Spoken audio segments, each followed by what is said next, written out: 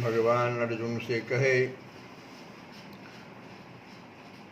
कि मेरा भजन करो जिस प्रकार से अम्बरीश जी करते थे और भी लोगों ने किया।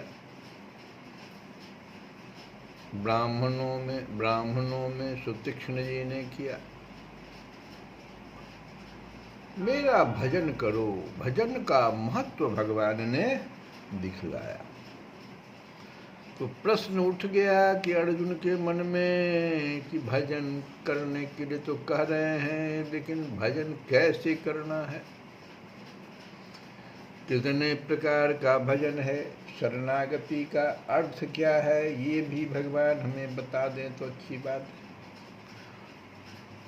तो भगवान कहते हैं, भगवान समझ गए कि अर्जुन क्या चाह रहा है। तो अगले श्लोक में कह रहे हैं कि मन मना भव। बहुत प्यार से सुनिएगा, भजन करने के लिए भगवान कह रहे हैं, शरणागति लेने के लिए कह रहे हैं, किस प्रकार से अब बता रहे हैं। नाम जपने के लिए बहुत सारे सत्संग में आपको मिल जाएंगे, कहेंगे नाम जपिए, लेकिन विधि विधान जल्दी लोग बताते ही नहीं हैं। भगवान भजन करने की बात कहे, शरणागति की बात कहे, लेकिन कैसे, तो अब बता रहे हैं कि ऐसे करो मन मना भव। गाइए, मन मना भव, मन मना भव। इसका अर्थ क्या हुआ? मन मनाह, मन मना, मुझे भी दे दो अपना मन, तुम अपना मन मुझे दे दो ना, बस इतना ही तो करना है। यही तो नहीं लोग कर रहा है। सब कुछ दे देंगे आपको भगवान, हमारा मन संसार में रहेगा, तब कैसे होगा?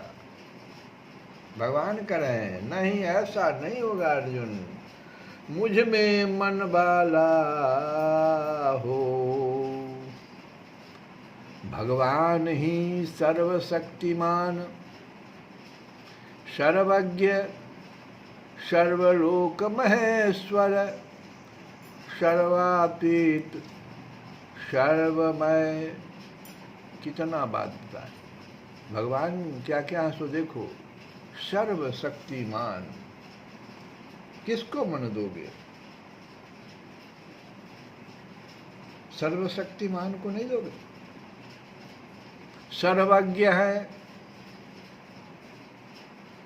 सर्वलोक महेश्वर है, सर्वातीत है, सर्वमय है।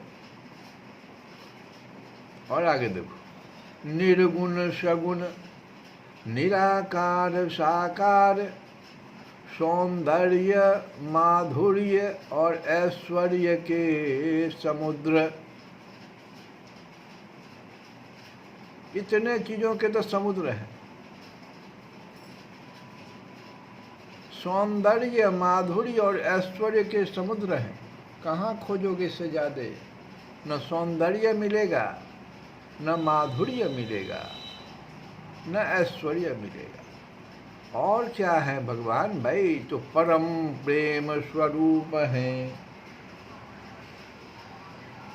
छोटा सा प्रेम तुम संसार में करते हो और कहाँ से कहाँ चले जाते हो, ये तो परम प्रेम स्वरूप है। तो इस प्रकार भगवान के गुण को भी हम जान गए, प्रभाव को भी जान गए, तत्व को भी समझे और रहस्य का यथार्थ हमें परिचय हुआ। ये चार चीज कहीं भी देखी जाती है, ध्यान देना। मन जो आदमी देता है संसार में भी, ये चारे चीज पहले देखता है। कौन कौन चीज देखता है? कहता है कि भाई इसके गुण कितना है, कितना गुण वाला है। ज्योतिष में भी अगर लड़का लड़की के विवाह का जो गुणमेल किया जाता है, उसमें गुण देखा, कितने गुण मिल रहे हैं। एक ही चीज को देखा। अभी इतना ही नहीं, देखो गुण, भगवान के गुण को तुमने देख लिया, उनके प्रभाव को जान लिया,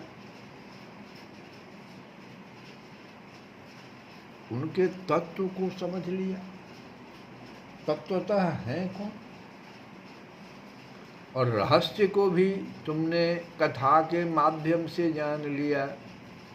अब इतना परिचय हो जाने से जब साधक को यह निश्चय हो जाता है कि एकमात्र भगवान ही हमारे परम प्रेमास्पद हैं, तब जगत की किसी भी वस्तु में उसकी जरा भी रमणीय बुद्धि नहीं रह जाती। इतना बात अगर हम समझें, और ये चार चीज को समझने के लिए ध्यान दीजिए, हमेशा हमको सत्संग करना पड़ेगा, तभी भगवान के गुण को हम समझेंगे, प्रभाव को समझेंगे, उनके तत्व को समझेंगे। कभी कभी जगत आ जाता है अपना गुण प्रभाव लेकर के, तो हम बहक जाते हैं। ऐसा नहीं होना चाहिए।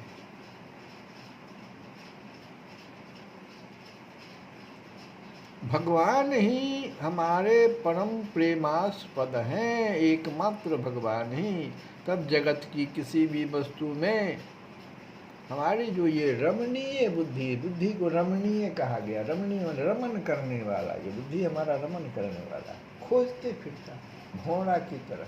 ये सब फूल में जाते हैं, वो सब फूल में जाते हैं, बुद्धि हमारी वैसी रमणीय। और जब एक बार इस बुद्धि को समझ में आ जाएगा, बार बार तत्व, रहस्य, प्रभाव, गुण भगवान का समझेगा, सत्संग करेगा,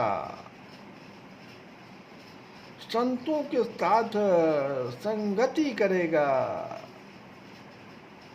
तो जगत की किसी भी वस्तु में उसकी जरा भी रमणीय बुद्धि नहीं रह जाती। ऐसी अवस्था में संसार के किसी दुर्लभ से दुर्लभ भोग में भी, बड़ा ध्यान से सुनिए, मन मना भव, मन को दे दो।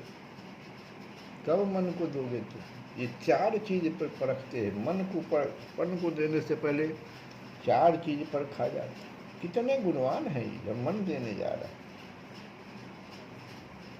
एक पिता अपनी लड़की को देने चला है, गुणवान देखता है, उसकी संपन्नता देखता है, प्रभाव देखता है, तत्व और रहस्य को तो अब जानने की कोशिश भी नहीं करता। अब तो ये सब भी नहीं देखता, सिर्फ जगत की सुंदरता, जो ऊपर वाला भाव, उसी को देख लेता है। ऐसा नहीं होना चाहिए। मन को देने हम चले हैं, और ये तो जगत की बात हुई। अभी तो भगवान के पास मन को देना है। जब इस प्रकार की स्थिति हो जाती है, कोई आकर्षण अब जगत में नहीं रहा, दुर्लभ से दुर्लभ भोग में भी उसका कोई आकर्षण नहीं बचा, और ऐसी स्थिति में तब स्वाभाविक ही, स्वभाव ही उसका उस तरफ झुक जाता है। न रात बुझेगा, न दिन बुझेगा, जब भी उसको मौका मिलेगा झट से भगवान का नाम का स्मरण, नौधा भक्ति के तरफ, सबड़ी माता को जो नौधा भक्ति का भगवान ज्ञान दिया, बस उधर ही ध्यान चला जाएगा, वो सदा ही उधर ही अपने को लगाए रहेगा, स्वाभाविक हो जाएगा। स्वाभाविक ही इस लोक और परलोक की समस्त वस्तुओं से उसका मन सर्वथा हट जाता है, और वह अनन्य तथा परम प्रेम और श्रद्धा के साथ निरंतर भगवान का ही चिंतन करता रहता है। भगवान का यह प्रेम पूर्ण चिंतन ही उसके प्राणों का आधार होता है। वह क्षण मात्र की भी उनकी विस्मृति को सहन नहीं कर सकता। जिसकी ऐसी स्थिति हो जाती है, उसी को भगवान में मन वाला कहते हैं। इसको खूब ध्यान से सुनिए, समझिए, चिंतन कीजिए, और हम लोग तुलसी बाबा के इस भजन का भी चिंतन करें। एकई दानी शिरोमणि साचो,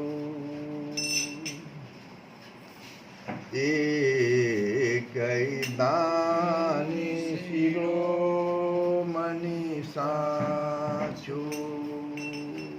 हे श्री राम, सच्चे दानियों में शिरोमणि,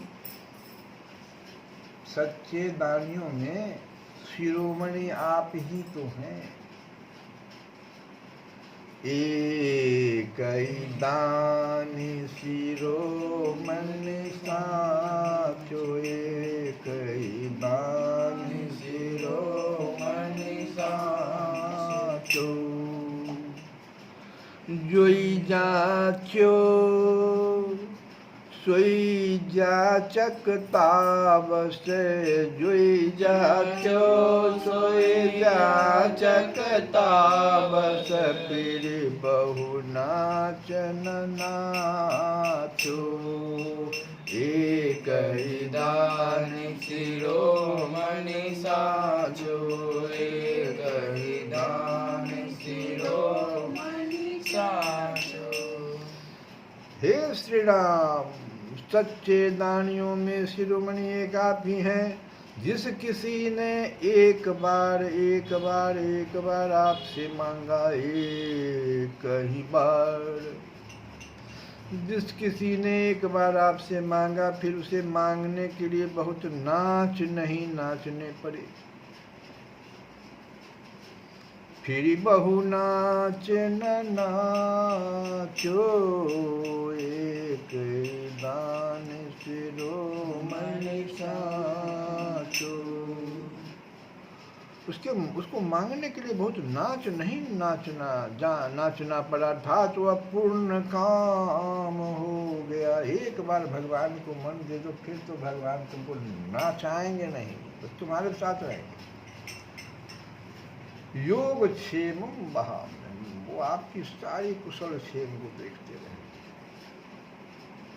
योग जो नहीं प्राप्त है वो प्राप्त करा देंगे, और जो प्राप्त है उसकी रक्षा करेंगे। ये योग क्षेम। कितना भगवान कहते हैं इस बात को, बार बार कह रहे हैं। हम लोग इस भजन को फिर गाएंगे, श्री कृष्ण गोविंद हरे मुरारी।